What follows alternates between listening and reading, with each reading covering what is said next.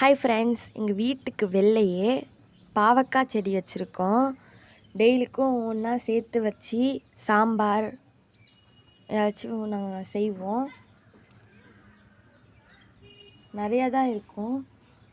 வீட்டுக்கு வெளியே நிறையா செடி கொடி அது மாதிரி நிறையா வச்சுருக்கோம். பட் இது வந்து பாவக்காய் தான் நிறையா படர்ந்துருக்கும்.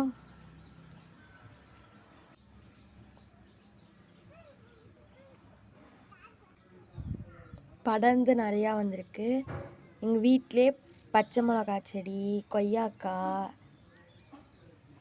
நிறையா செடி, முருங்கை மரம் நிறையா இருக்குது.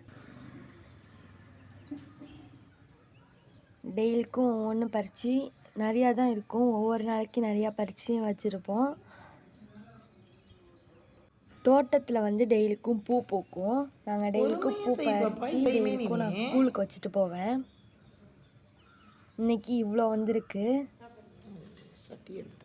ஹார்ட் ஷேப்பில் பண்ணலாம் இன்னும் ஒரு இது பண்ணேன்.